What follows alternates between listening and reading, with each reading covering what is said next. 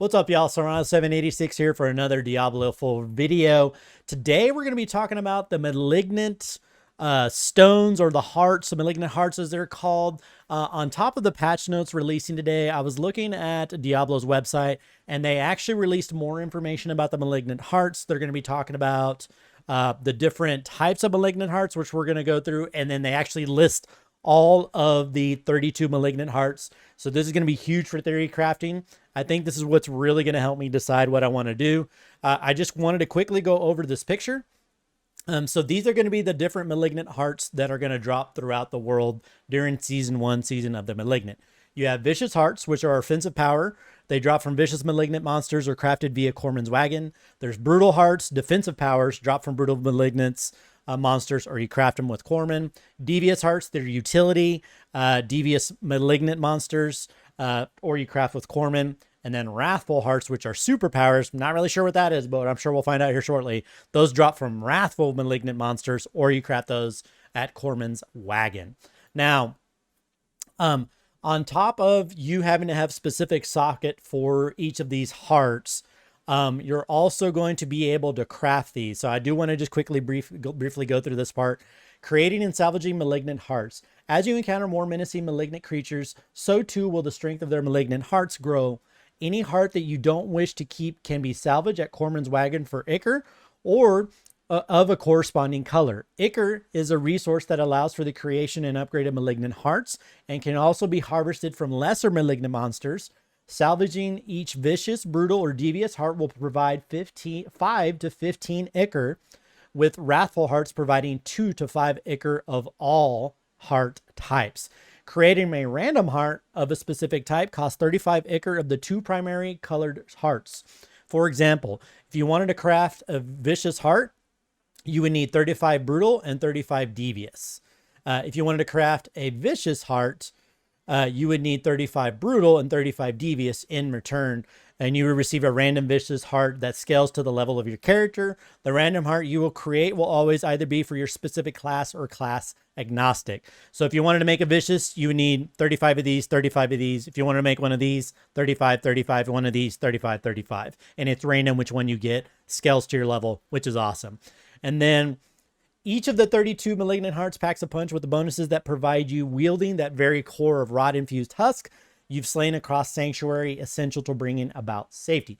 Below, you'll find a full list of each Malignant Heart broken out by class. For our example, the stats you see reflect that or what of that of a level 20 character, which will receive as a drop. Your seasonal character grows in level, so too will the power of Malignant Hearts that drop from them, unless specified. The heart can be required by playing any world tier in the seasonal realm. So these are at level 20, these hearts. So these are all generals, and then it's going to go by class. So the generals, the Pakana, vicious offensive.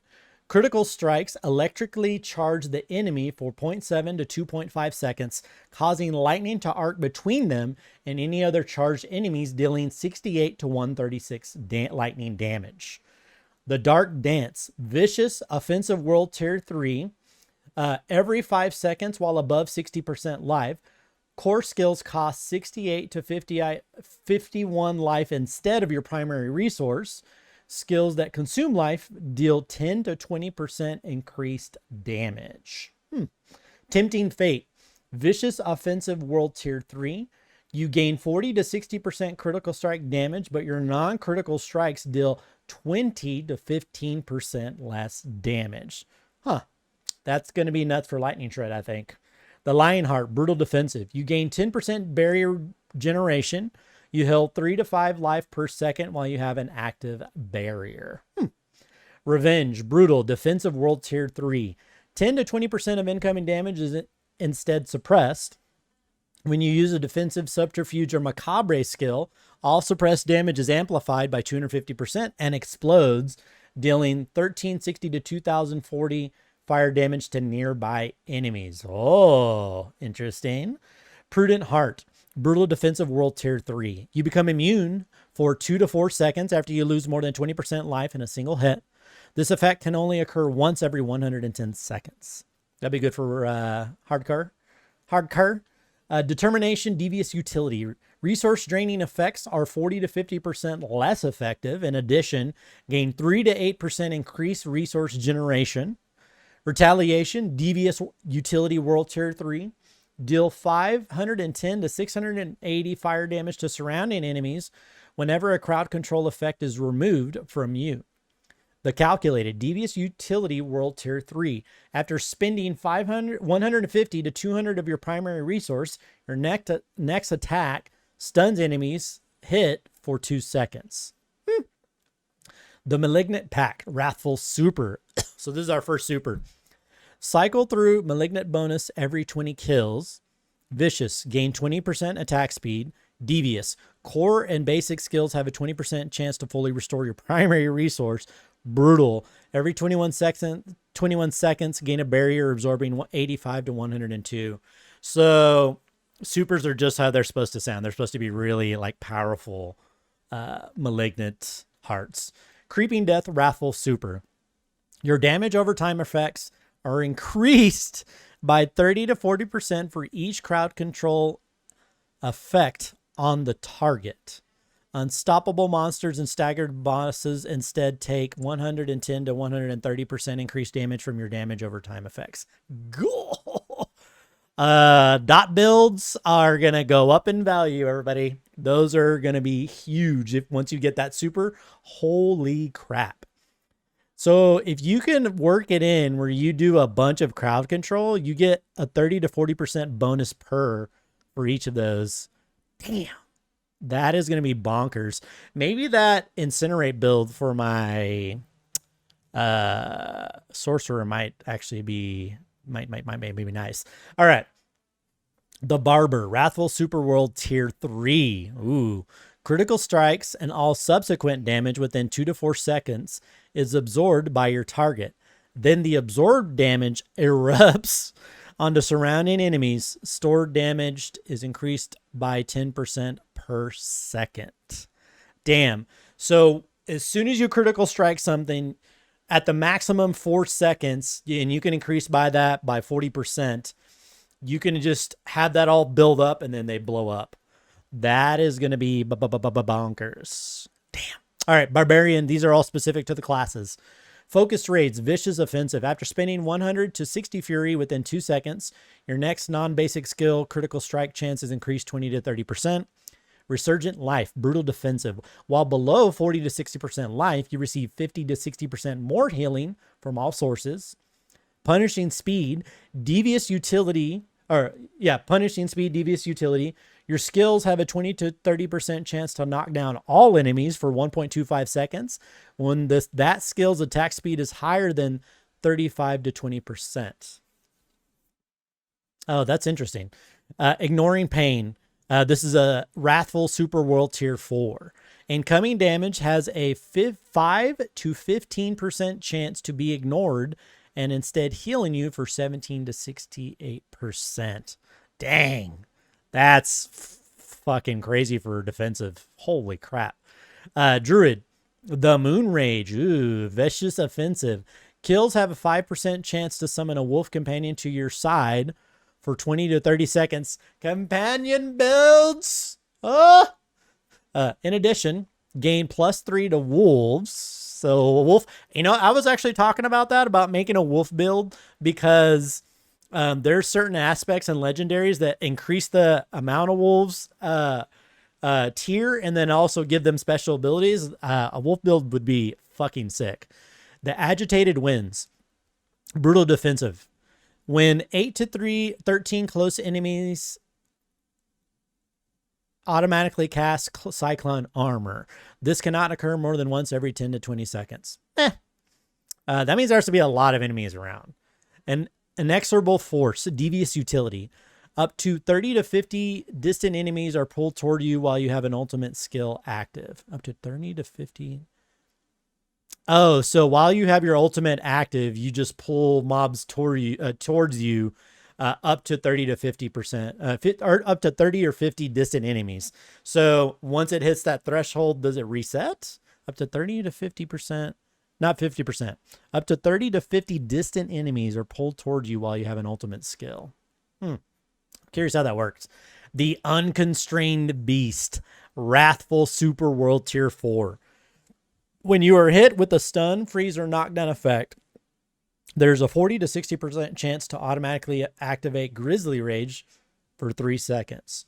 That's going to be really nice. These seem really like OP for like hardcore. Like these seem like they're going to be really hardcore for hardcore. Really good for hardcore. I don't know if any of those. The wolf build seems really cool. Like I would love to make a wolf build and make it work, but we'll see. Necromancer.